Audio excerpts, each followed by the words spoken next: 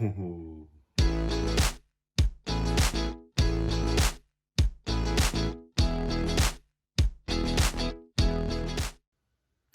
I don't generally do unboxing videos. I like to leave that to other YouTubers.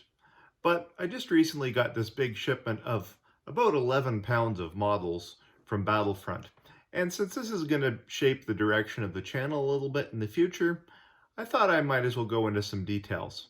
Plus, if you're like me and you just happen to love miniature wargaming, you might be kind of interested. My son Mitchell and I have been talking about doing campaign gaming based on the Eastern Front in World War II. So to do that, I created this order with building my Russian forces and my German forces for later in the war in mind. I have the Russian starter set with the heavy artillery, the brand new German starter set, and I'm quite excited about this. There's Panzer 470s in here, Ostwinds, some new vehicles in plastic that we haven't seen in the Battlefront range before.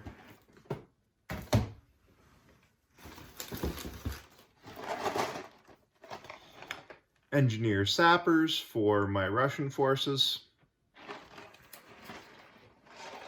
That's kind of an exciting model. They've got some new special rules.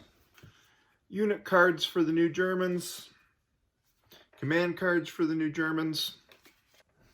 And because I also like to play Team Yankee, the Cold War era game, I needed some Russian anti-aircraft, so I got some Tunguskas.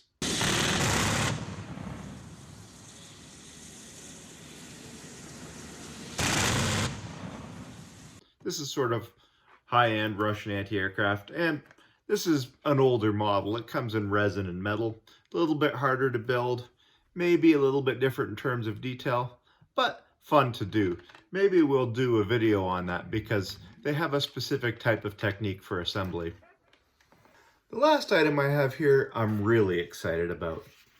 It comes in this nifty document case, and it's called Bagration Firestorm. What's inside is pretty neat.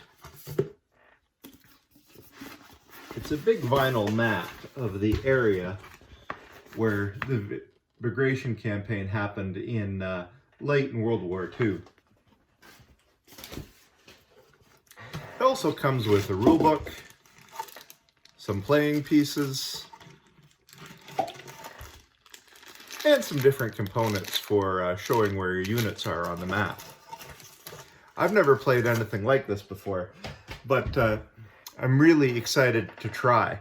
My son and I often talk about how Flames of War and Team Yankee are great systems for doing things at the tactical level because you roughly use company-size units, but it kind of misses out a little bit. You don't get to enjoy the strategy element.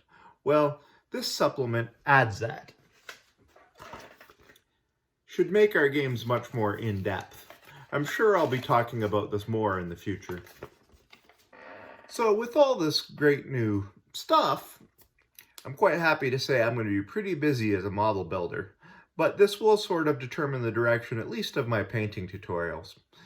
If you have any specific ideas on what you would like to see, maybe some of the new plastics like the Panzer 470s, or if maybe you'd like to see a little more about some of the Russian heavy artillery like the self-propelled guns, then let me know.